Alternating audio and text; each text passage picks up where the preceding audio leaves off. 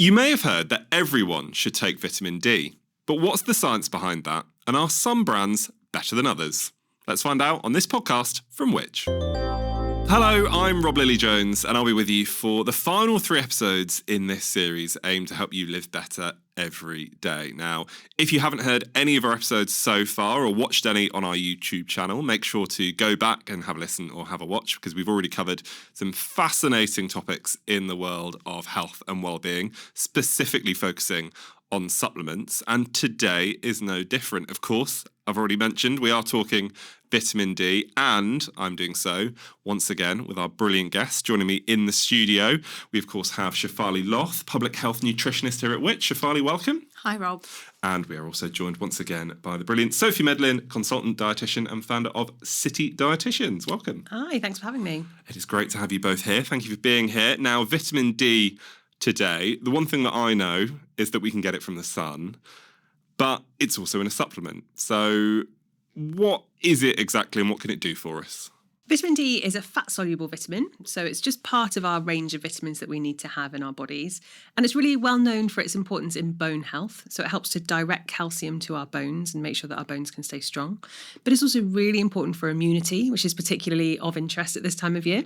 And it's also important for our brain health and mental health in general. So it's got loads of really important roles in the body that have been perhaps neglected until quite recently, because we didn't realise that unless we're getting it from sunlight, we're going to struggle to get enough of it. Is there a league table of vitamins, and if there was, is vitamin D towards the top, just given some of the stuff you just said? Yeah, I mean, I would say because it's so difficult to get it from food, or enough of it from food, particularly if your skin is darker, we do need to take it in supplement form. So it is something that we're more aware of and that you're taking more seriously as nutrition professionals, for sure. Right, so you mentioned there it's difficult to get from food. Shefalee, can you get it from food? And if so, which foods? You can get it from food, but as Sophie says, you can't get enough from food. So really, in terms of food sources, you're thinking oily fish, some dairy products will have it in. Some foods are fortified with vitamin D, and then some mushrooms that are grown in particular conditions will have vitamin D in too. But actually, it's really, really difficult, nigh on impossible, I'd say, to get enough from your diet. Now, you did mention sun, so we can get some vitamin D or enough vitamin D from the sun in specific months in the UK. So that's between May and September. So really, outside of those, between October and April, really everyone should be taking a vitamin D supplement. So, I mean, obviously we're talking in the autumn. We have actually had quite a good summer, at the time we're talking here in the UK. But is it safe to say that the UK is probably more deficient in vitamin D as a population than maybe, Spain, for example, or Greece or some of those Mediterranean countries? Yeah, absolutely. I think that the research, when they were looking at how much vitamin D, or how much sunlight, I should say, we need to get enough vitamin D, they were looking at people standing out for an hour in the midday sun in Spain in the summertime.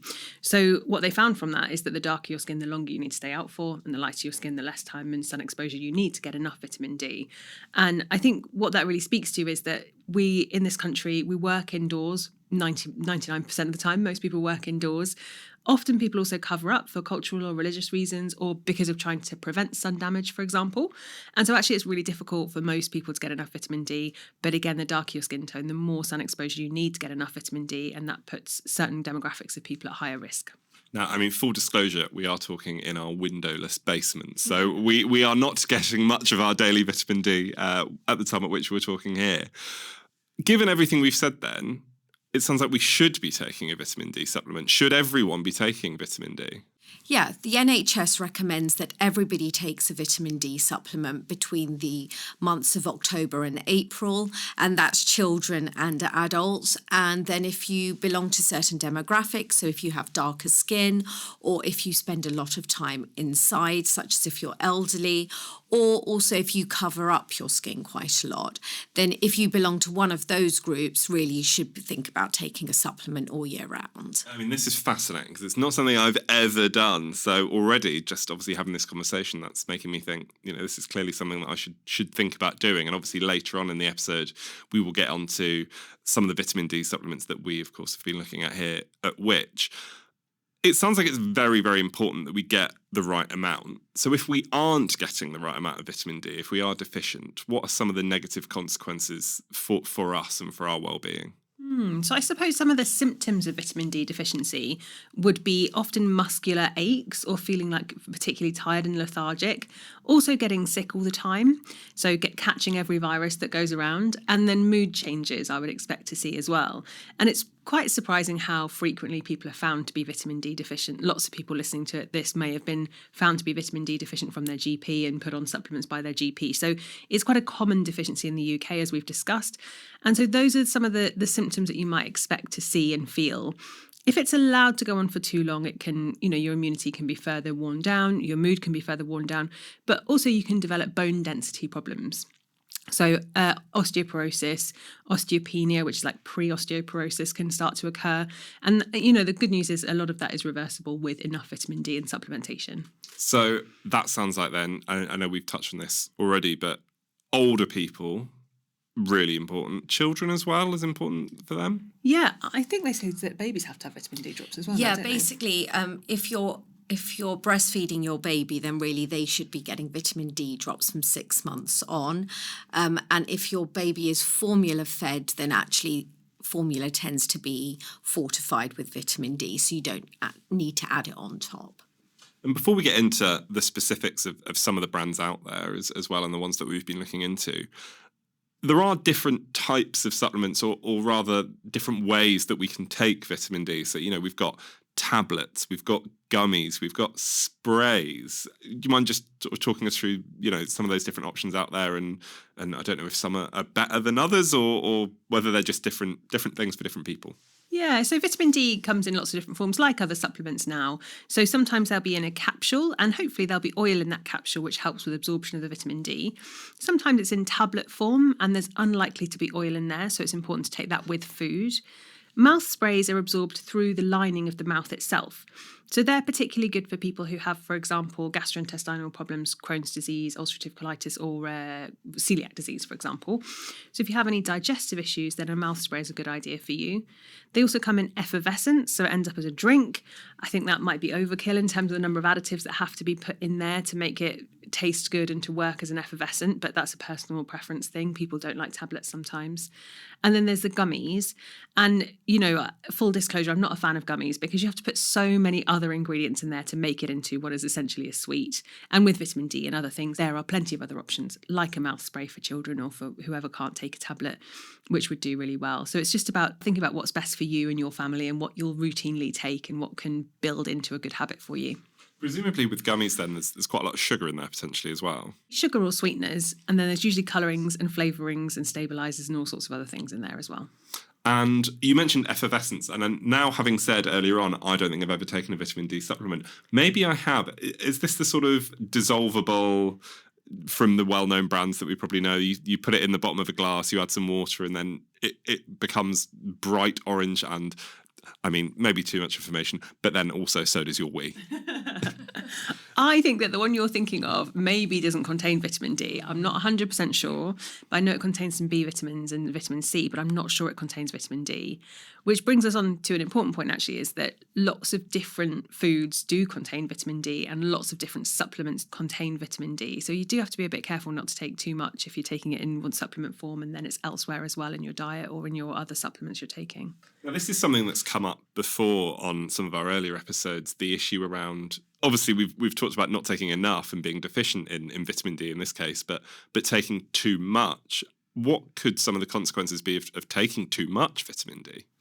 Well, the NHS recommends that the upper limit or the upper safe limit for vitamin D is 100 micrograms a day. And really people shouldn't be taking in excess of that over long periods. Now, if you are deficient, your GP might prescribe a short course of really high dose vitamin D, but really you don't want to be taking that over a prolonged period of time.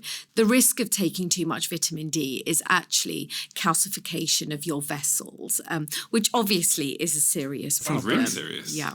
And also I was just reading, obviously you've got vitamin D as an overall term, but there's vitamin D2 and vitamin D3. What are the differences between those two? Vitamin D2 needs to be converted in the body into vitamin D3 for it to be active and used within the body. And so it's sort of the less bioavailable, is the term we would use, less bioavailable form of vitamin D. So ideally, when we're looking at a vitamin D supplement, we want the most bioavailable form, which is vitamin D3. And there's also vitamin K. What is vitamin K? I know we're talking about vitamin D, obviously, on this podcast, but it sounds like vitamin K we need to touch on as well. There's been a lot of interesting press and research into the importance of taking vitamin D and vitamin K together over recent years. Now, this research is really still early, so we're not 100% sure. What we think to be true is that if you're taking a high dose of vitamin D, it's a good idea to take vitamin K with it. The vitamin K can help to stop the vitamin D from calcifying the vessels in our body, our blood vessels, and direct it appropriately to our bones. But it seems from the research that's happened so far that if you're on a moderate or low dose of vitamin D, it's not so important, and we can get plenty of vitamin K from our diet as long as we're eating lots of leafy greens and other healthy foods. And I feel like obviously we have to touch on this because I think we've pretty much touched on it on every single one of our episodes so far. The world of misinformation that's out there. You mentioned, Sophie, with vitamin K, research is still early. When research is still being formed, that can allow a bit of a loophole for some influencers to get involved and maybe put some stuff out there that is disproven. And I'm sure it's the same with vitamin K and vitamin D. Yeah, well, I think back to COVID and, there was a lot of hype around vitamin D during COVID about how it could prevent illness and actually, that was unfounded. Obviously, vitamin D is linked to immunity. So that's probably where the claims or the idea came from, but obviously they were then hugely exaggerated. Now, I think vitamin D isn't one of the things where there's a lot of fake news or hype, unnecessary hype about. What do you think? No, I agree. But I think that the main thing with vitamin D is that manufacturers of supplements and products in general, protein powders, etc., will put it in everything because they can make some nice health claims about it. And so it really is important if you're taking a stack of different things, even if it's collagen and a multivitamin and vitamin D and, protein powder, whatever it might be, just check that there's not vitamin D in absolutely everything that you're taking because it really can add up and then you can end up in trouble. And are there any dangers there from, obviously there's dangers from taking too much, as we've touched on, but are there any dangers from, these food manufacturers, for example, just putting vitamin D in whatever they like? Presumably it's regulated. It is regulated, is it? Not really. Certainly in food products, you can put it in a food product and it can be then a fortified food. But really, people can put it in anything. And one of the things that worries me is some of the big supplement manufacturers might sort of have a magnesium and this and that, and they've all got a bit of vitamin D in them, and then people are sort of encouraged to take them as a whole stack, and then before you know it, you've ended up having far too much of something like vitamin D. I think it is important to say, though, it will be labelled on the pack. So it's not like you're going to be unwittingly taking vitamin D. So just check the ingredients, check the back label, and you can then add up to see how much you're getting over a day. And this might sound like a silly question, but hopefully it's not. Hopefully people listening to this will be thinking the same thing. You mentioned looking on the food labels there to see what's in there. Will it be labelled as vitamin D, or will it have one of these quite confusing scientific names where you're not quite sure, is that vitamin D, is that not vitamin D? On the label, it should say vitamin D, but then if you look on the ingredients, it might not say vitamin D. It might say cholecalciferol, which is vitamin D3, basically. Oh, well, thank goodness we've decided that we're going to call it vitamin D in this podcast and not cholecalciferol, because that would be very, very difficult for us to say. Now, we are going to reveal some of our very best vitamin D supplements on the market, including our best buys, in just a moment. And it is worth remembering that those results are exclusively available for Which members. So if you want to carry on listening and to listen to all of our other member-exclusive podcasts and a whole host of more benefits, you can sign up to be a Which member. You just go to which.co.uk/podcast offer. That's which.co.uk/podcast offer. And you can get 50% off an annual membership. So would recommend doing that if you want to find out what some of these best buys are and also get some of that other great stuff that I've just touched on. But for everyone else, Shefalee, Sophie, thank you very much. Thank you.